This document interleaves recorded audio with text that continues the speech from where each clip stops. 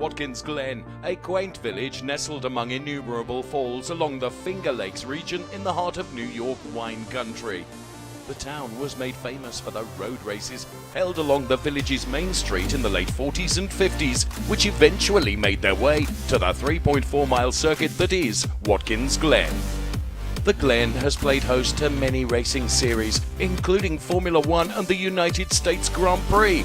But this weekend, the Ferrari Challenge North America has descended upon this iconic track for the fourth round of the 2024 championship season. Who will master this old-school circuit and emerge victorious from the weekend?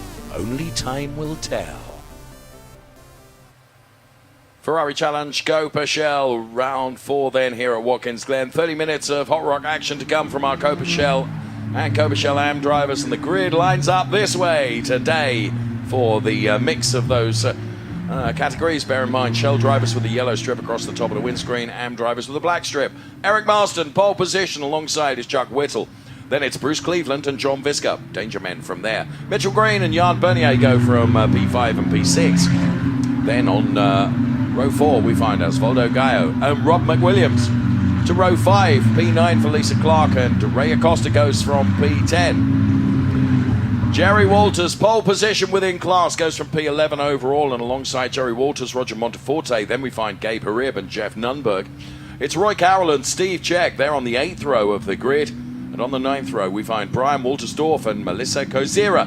They go from P17 and 18, with Helen Shue and Dana Goodwin, P19 and 20. And Neil Langberg going from P11. That's the way the Coppa Shell cars line up, and you can see side-by-side grid formation. The safety car will peel off into the pit lane. The responsibility of Eric Marston and Chuck Whittle to control the pace of the rolling start. Tony, hold on to your hats. Coppa Shell Racing, this is going to be good. Yeah, I like this very effective rhythm we have in this Ferrari Challenge weekend. Just the checker flag on the previous race, and we are ready to go racing again. Yes, the rhythm's great.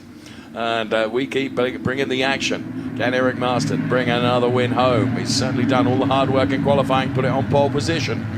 And Jerry Walters, a brilliant pole position for the Ferrari of Vancouver driver in Coppa Shell AM. So some great stories to be told from qualifying, and they're going to play out right now as we get ready for 30 minutes of racing. It's a big grid of cars as they head towards the green flag right now. Can Chuck Whittle get the better of Eric Marston? I think he gets a slightly better start, but Eric Marston has got track position going into turn number 1, and into turn 1 they go. Sure enough, Eric Marston on the inside line is just able to close the door on Chuck Whittle. It was a valiant effort right off the start there, and plenty going on behind as Eric Marston now begins to stretch his legs over the brow of this hill, the quite undulating Watkins Glen circuit. Jerry Walters, of course, starting pole position for our Coppa Shell AM drivers.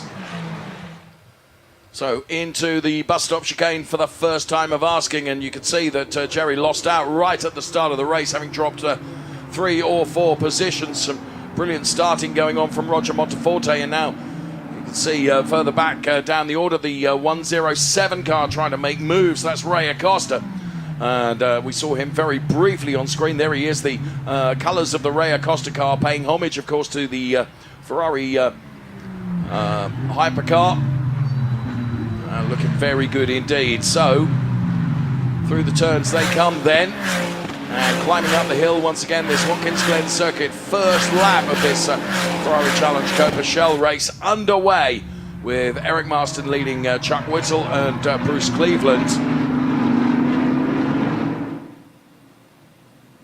So through, and there you can see the 132 car. It was a brilliant start for Jan Bernier, vaulting a number of positions, and P6 for the Ferrari of Seattle driver Jan Bernier.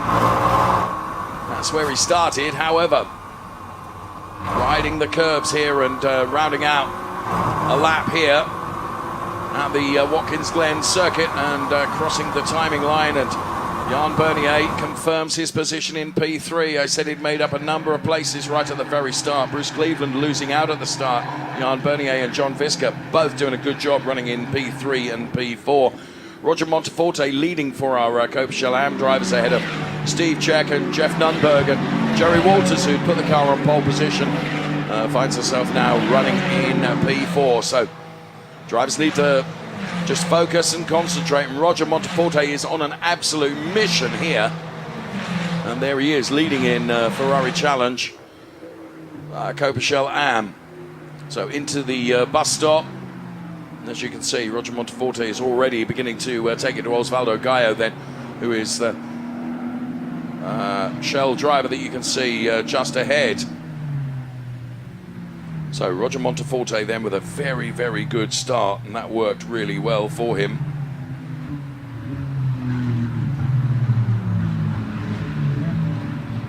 And Jan Bernier just beginning to come under real pressure now from John Fiskup, and of course Bruce Cleveland trying to make up for the start that wasn't the way he wanted it to be. And around has gone Jeff Nunberg.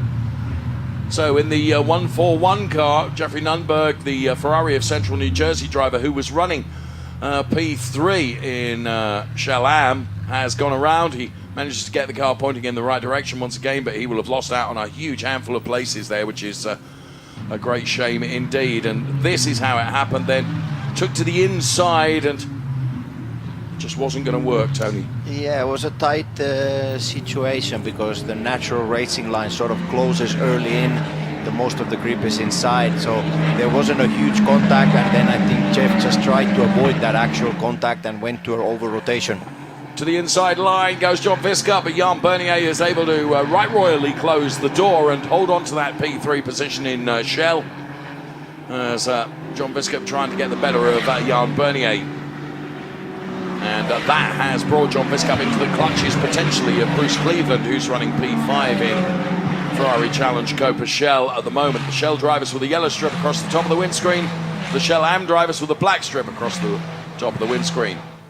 Whilst all that is going on, and Eric Marston is just able to escape up the road with a healthy margin of over 2 seconds. Here's Jerry Walters, who of course started P1 and defending now from Gabe Harib and also Roy Carroll.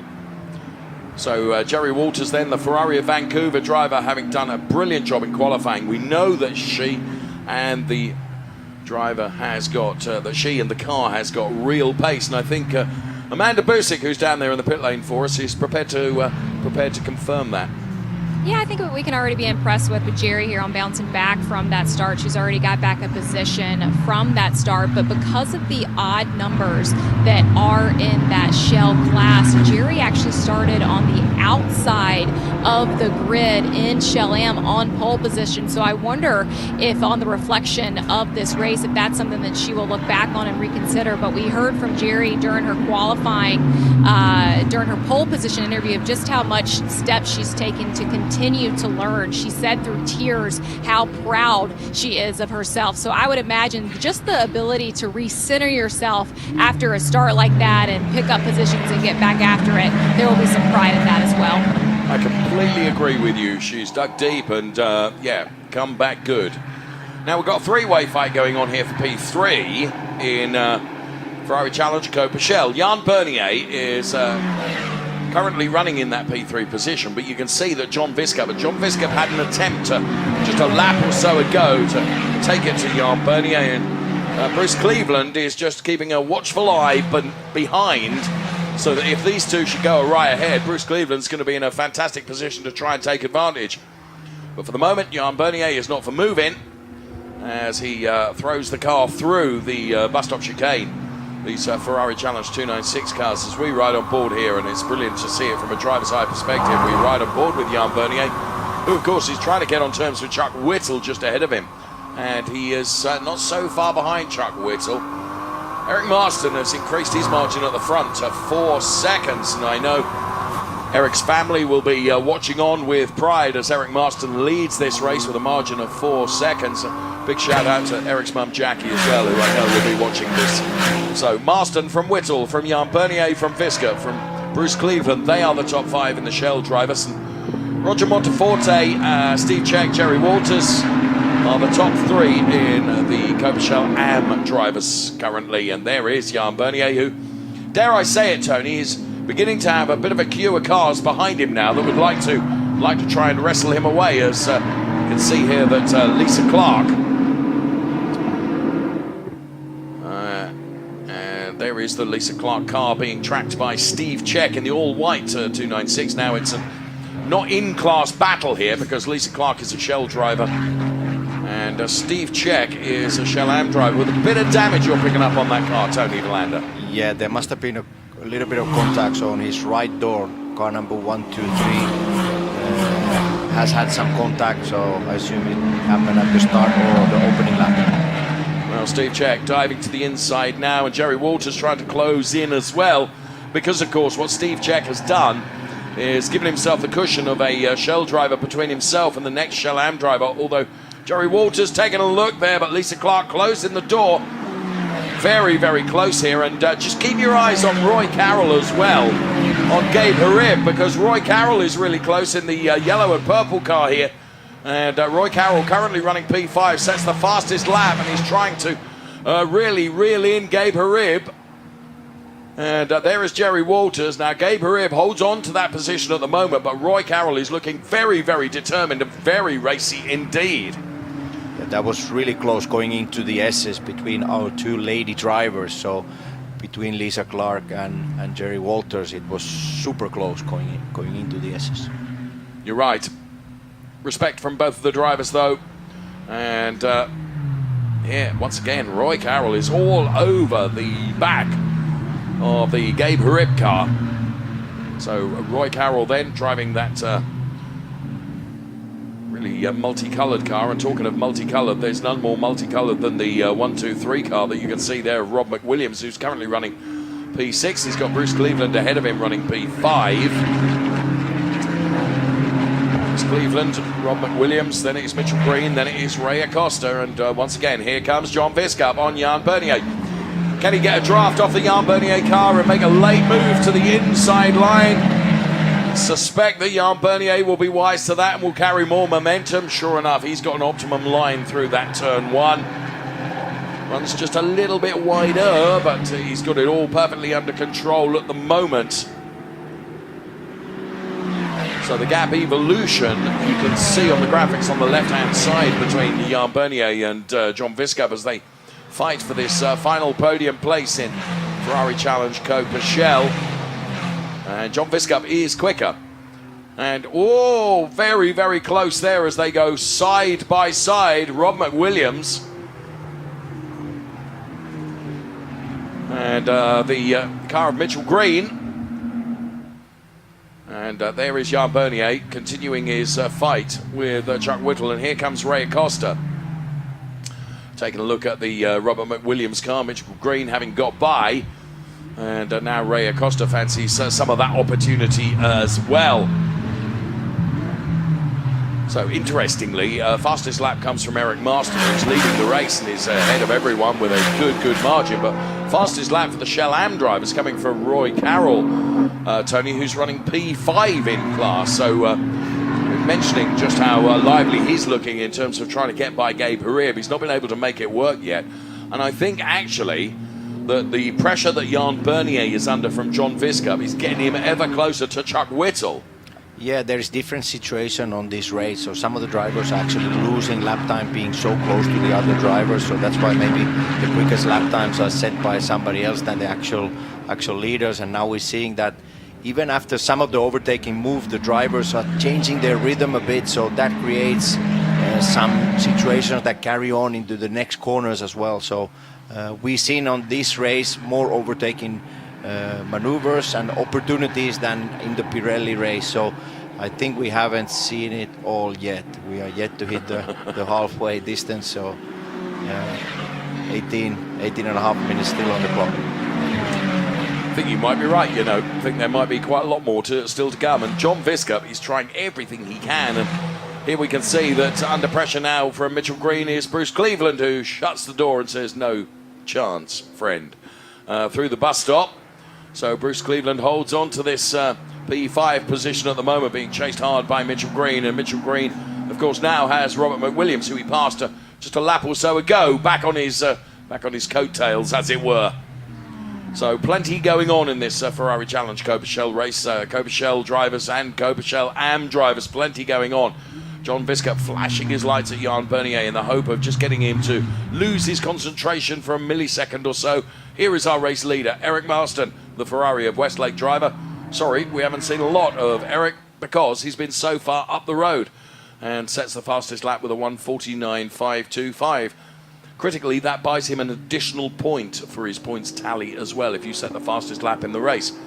That said, it is his way at the moment. It's not necessarily somebody else could set another fastest lap and take that away from him, but there is Chuck Whittle running in P2 in the 166 car, and Chuck Whittle then out on his own a little bit, but I do think that Jan Bernier and the whole train of cars behind is getting a bit closer, and none more so than John Visca, who really wants a podium out of this, and he can sense the opportunity as we cross the timing line with 17 minutes left to run in this Ferrari Challenge race. And John Visca then really pushing Jan Bernier hard, but brilliant defensive driving from Jan Bernier, who is able to hold on to this currently and doesn't look phased at all by the attentions of the 189 car. Now, John Visca has only paid one visit to the podium this season, so it's a real incentive for him to get back onto the podium again. Let's go back to Amanda Busick, who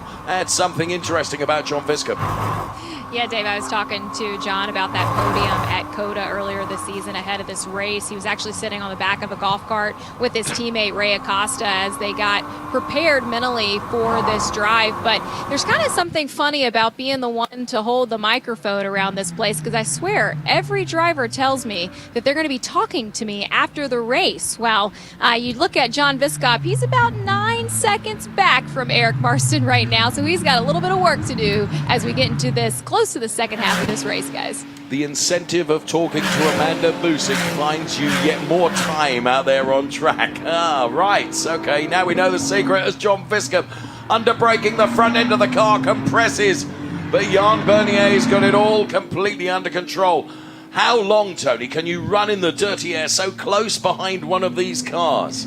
Yeah, you lose some grip, you lose some momentum, and then you need to work harder behind another car. So in an ideal world, you would need to close up to a car and then try to look for the overtaking opportunity quite quickly. And again, behind this group, there is more cars joining this battle. So few attempts already from Wiscup, but not a real attempt yet.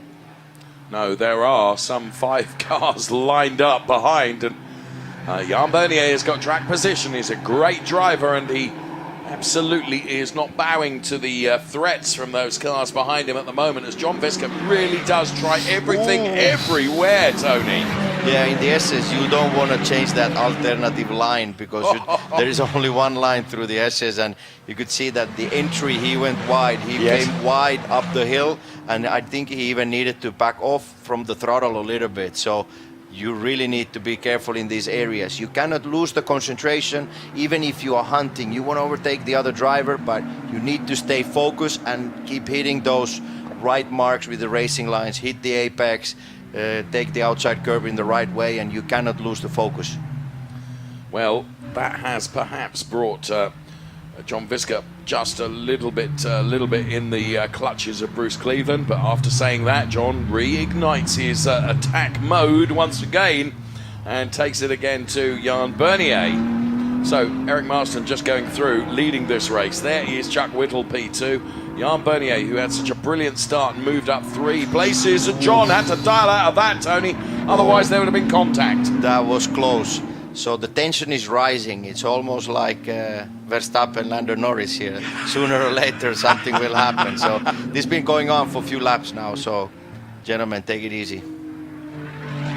Is that in a racing driver's DNA? Take it easy. Oh no, that is a car into the barriers, just trying to pick up on, I think that might be the Mitchell Green car that is in the barriers, but forgive us if we've got that wrong. We only saw it for a fleeting glance. Yeah, looks like again. Yeah, Mitchell Green is dropping down the order, so on the graphics, so that would indicate that that is the case. Yeah, looks like turn 7 in my opinion, just before the back straight. So that may change the face of this race with 13 minutes remaining. Full course yellow safety car probably as predicted. You have to feel for Eric Marston,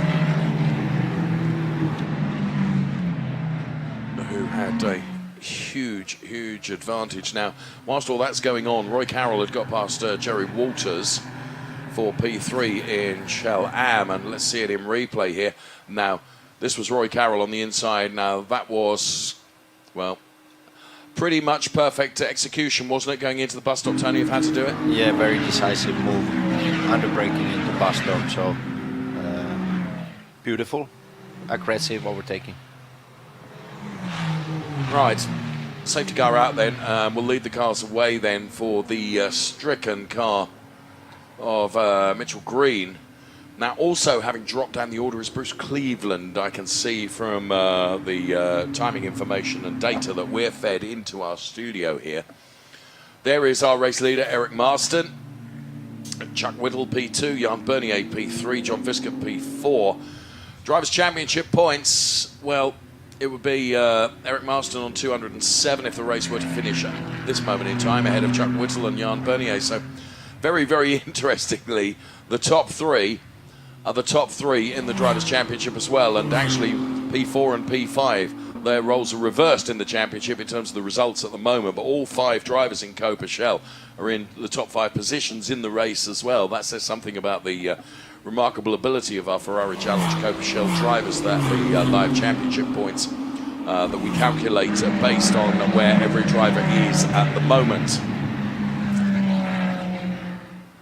And there we can see the cars under this full course yellow. Then the safety car is out there leading them away, and well, this will potentially be an opportunity for Chuck Whittle to try and get by Eric Marston.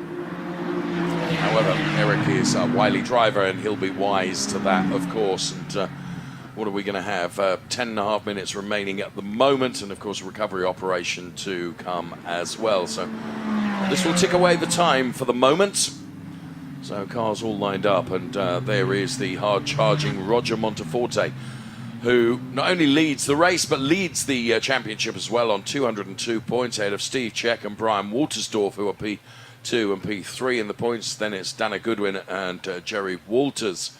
That's if everything were to stop right now, and that would be the championship points haul, assuming there are no other movements in the race with the remaining race time remaining. What's left? So Roger Monteforte then, P1 in the race, P8 overall, and he places his car right behind Osvaldo Gaio. Then, as the queue of cars are behind the safety car at the moment. There's the Ray Acosta car, and let's go back down into the pit lane. And Amanda.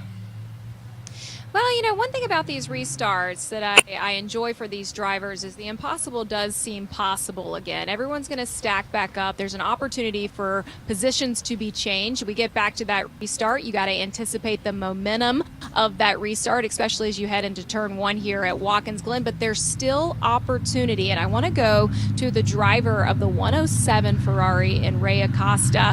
He has been working on little improvements here and here over the season, but he's been doing a lot of that opportunity in the Ferrari Challenge Series in Europe. He told me that his favorite racetrack so far has been Portimao, but in 2 weeks they're going to head over to Paul Ricard. And Dave, I know you're familiar with most of these tracks, so I'm sure you might be grinning a little bit there. But his last trip to Watkins Glen, he had a little off in qualifying, or in practice, and was never able to race in the race. So I think just success for him this weekend has been able to take his Ferrari to this track, get some laps, and hopefully to see the end of this race as it comes.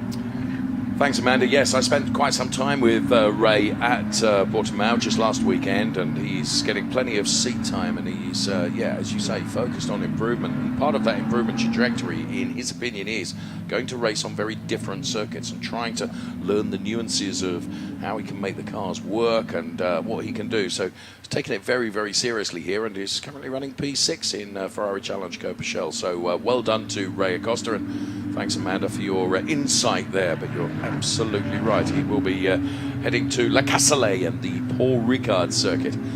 So just while we're hearing from Amanda, we did see the Bruce Cleveland car come into the pit lane. I don't know if that's going to be a retirement for Bruce Cleveland, but I had seen him dropping down the order as well. Whether there was anything to do with the Mitchell Green incident at this moment, I can't say, but certainly Bruce Cleveland and Mitchell Green, sadly it looks like their race might be over. So recovery to do for the Mitchell Green car and get that back, and it's going to be a dash for cash towards the checkered flag, that's for sure, because even as we speak, we've only got 7.5 minutes remaining on the clock for this Ferrari Challenge Coppa Shell race 1. Eric Marston leads for Coppa Shell, and Roger Monteforte leads for Coppa Shell Am.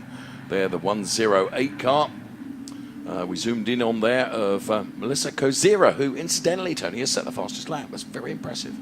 Yeah, very impressive. And like we see in Shell Am category, the fastest laps are not done by the leaders, maybe due to the traffic, a lot of overtaking maneuvers happening in that field. And yeah, impressive to have the fastest lap of the race. Going to the leaders, so Eric Marston, in my opinion, didn't have super good reaction on the actual race start, so I think he needs to improve a little bit if we get going behind the safety car and we get back to green. So he was a little bit under pressure from Whittle going into turn 1, almost like a little bit of gentleman agreement side by side, and then after that Eric was able to pick up his pure pace and build up quite a big gap, but the actual start and the reaction wasn't super good. So I think Eric on this needs to improve and be aware of the other drivers at the restart. A very good point, well made there. And yes, the difference is, of course, the cars won't be side by side. They will start single file. There is Jerry Walters then, who just losing out on that podium place. It would be richly deserved, having put the car on pole position, but Roy Carroll, who had looked very, very lively, it has to be said, and very quick, had got past Jerry Walters, who now runs in P4. So Jerry Walters running P4 ahead of Gabe Rib and Brian Watersdorf. And again, such good driving from Jerry Walters that we're seeing during this season of 2024. Quite clearly, she and the car working as one and working as one perfectly. So there's the 121 car of Roy Carroll then. Roy Carroll having a good time of it in the Ferrari Challenge, of course, having taken a win at Laguna Seca. And the car's still behind the safety car. The recovery operation is continuing, and we'll get back to racing just as quickly as we can. But it is going to be a short, sharp dash to the checkered flag. That's for sure. Our mix of Shell and Shell Am drivers: Marston, Chuck Whittle, Jan Bernier, the top 3 for our Shell drivers. Shell Am drivers: Roger Monteforte, Steve Check. Steve Check, who incidentally has moved up something like 7 places since the start of the race, Tony. And it's Roy Carroll running P3 in the Coppa Shell Am drivers. So, what can Chuck Whittle do for Ferrari of Central Florida when it comes to restart time? And this here is Eric Marston then at his best, throwing the car over those curves. And using a little bit less curb going into the bus stop compared to the qualifying. So obviously Eric had the race under control. So let's say opening 5 laps, he was building up a gap more or less a second per lap. So you could also see that Eric was taking care of his race car a bit and not using the curb so aggressively. Safety car lights still on. And now it says final lap, so we're going to finish this race under safety car.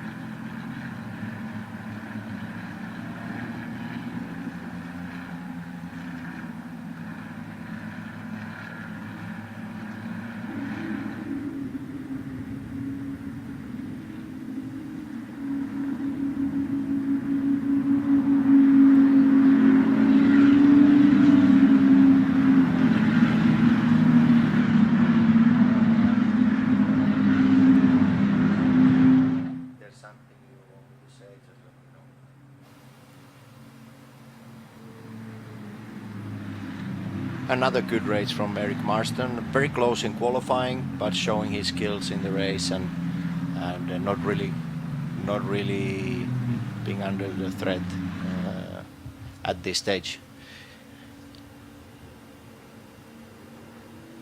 look like that race control has decided that this is going to be the last lap around Watkins Glen here for race number 1 in this Coppa Shell class. You will have Eric Marston leading in the Shell class, and then in Shell Am, Roberto Monteforte makes it back up. You go back to the start of the race. That is where he was able to grab that lead and work his way up.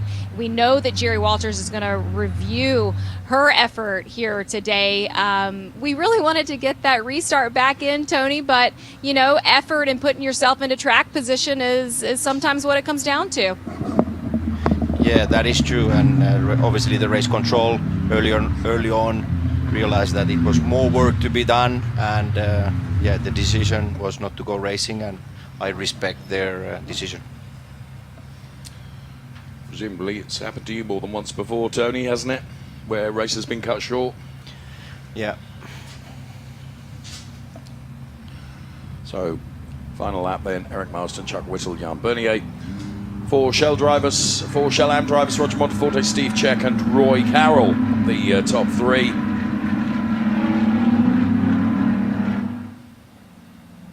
And they're the Ferrari Westlake driver, Eric Marston, ahead of Chuck Whittle and Jan Bernier then.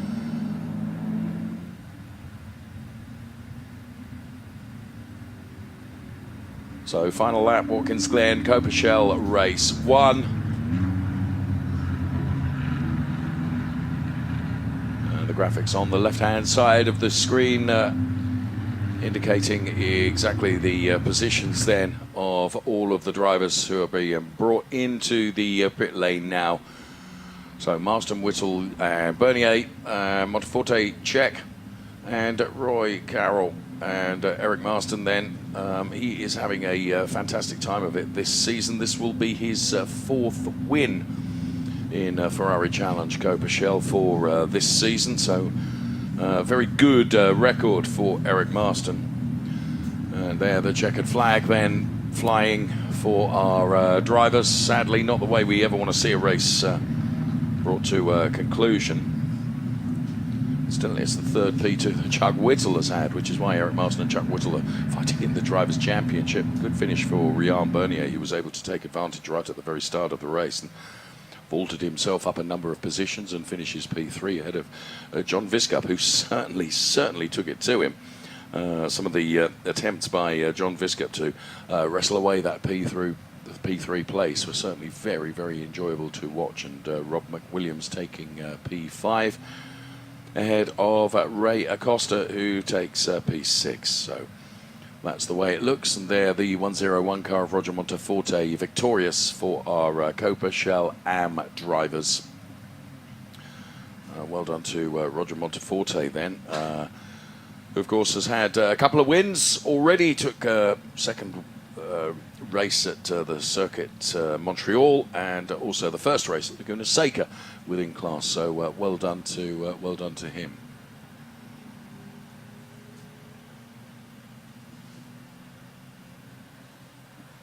Cars making their way back into the Parc Fermé area then, and here come the results in full, the confirmed results for you, the official classification of that race.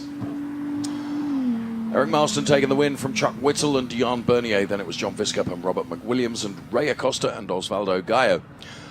Best of the Am drivers, Roger Monteforte ahead of Steve Czech and Roy Carroll. In the mix there was Lisa Clark as well, finishing the race P10. Jerry Walters, then Gabe Harib, Brian Watersdorf and Melissa Kozira, who incidentally set the fastest lap for the Am drivers. Dana Goodwin, Helen Shue, Jeff Nunberg, and regrettably Bruce Cleveland, Mitchell Green, and we didn't see starts from Neil Langberg, Mike Luley, Talal Shaer or Bernard Gomez. So the confirmed results for you there on screen. And here comes Eric Marston then jumping out of the car. Congratulations, Roberta there, one of the very first to go and offer congratulations. And he's a very enigmatic team leader, isn't he, Tony? Yes, I've had a lot of fun with him over the years racing in IMSA. So Roberto knows what he's doing and he's running the team really well.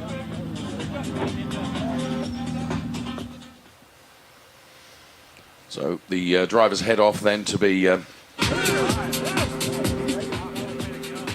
this is really nice in the Ferrari Challenge. You see drivers from other categories, like the Roberto Perina there from Trofeo Pirelli there to congratulate Jan Bernier and Eric Marston as well, and that's always really, really nice to see. The sense of camaraderie in the Ferrari Challenge paddock is really, really good. Yeah, sometimes there's a little bit of tension, obviously, straight after the race, but most often everything is settles down really quickly, and important thing is to have fun.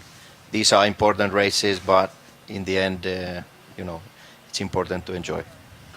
Eric Marston then is victorious once again, and he is with Amanda Busick. Well done, Eric. Yeah, Dave, and as you can hear, the celebrations are already going down over here as we're going to get closer and closer to podiums rounding out the day. And Eric, you think of 4 wins in 7 races. Yeah. Why is this season yours? I don't know. I just love this car. This car is so amazing. I'm just feel connected to this car. Yeah. It's good. When you look at today's, I know we would not want to end that under 4-course yellow, but is there something that you will take for today that you hope to use tomorrow? Just hit my marks. Same thing as always. Yeah, and a huge thank you to my team. They've been amazing. My coach, Balzan, is the best by far. My family, of course, for supporting me. Unfortunately, they're on a vacation right now, so big shout out to my family. I wish I was with you guys, but also glad to be winning. Well, and hitting those marks found Eric victory here today, Dave. Absolutely, yes.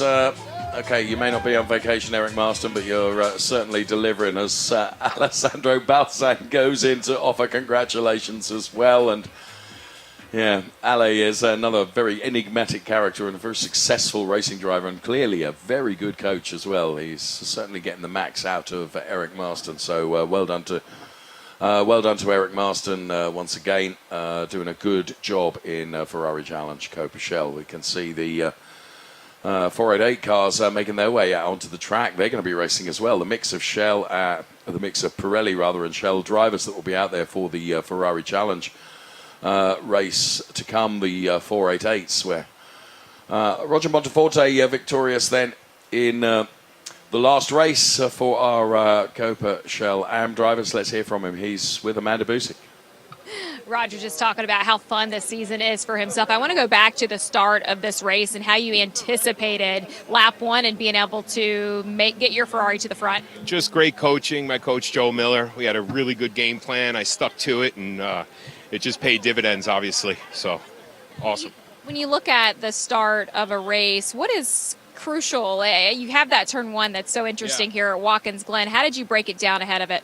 Yeah, you just kind of read the traffic and kind of assess what they're giving you, right? And take it immediately. No hesitation. Stay close to the car in front. There was a bunch up on the inside, and I just saw my opportunity on the outside, and I just seized the moment right there. Took it. That was the move of the race for this win for Roger, Dave. Indeed so. Well done, Roger Monteforte, then. Great job done. And, yeah, well done indeed. So we'll take a look at the Drivers' Championship points now with the Shell, the first to show. 190 points for Eric Marston, a full 20 ahead of Chuck Whittle, and Robert McWilliams is P3 ahead of Jan Bernier. Cyril Choksi missing this weekend, then John Viscup, Bruce Cleveland, and Lisa Clark. They are the top 8 in the Shell Drivers' Championship, ahead of Osvaldo Gallo, Mitchell Green, Ray Acosta, and Mike Luley. We'll also take a look at the Shell AM Drivers' Championship as well, and see how it looks there, with Roger Monteforte leading ahead of Steve Check, Brian Watersdorf, then Dana Goodwin, Jerry Walters P5 in the points, ahead of Jeff Numberg, Paul Lynn, and Roy Carroll. But that's not all. There's more to come in the Shell AM Drivers' Championship as well, as we complete the calculations, as Darren Bernstein P9, David Williams, then Al Hegyi and Gabe Harib, ahead of Helen Shu and Talal Shea, and Neil Langberg rounding out the second page of the Drivers' Championship for Shell AM, with Melissa Kozira and Bernard Gomez P16 and 17. From Tony Verlander and myself, thanks so much for watching. Stand by, we have a 488 Challenge race to come soon.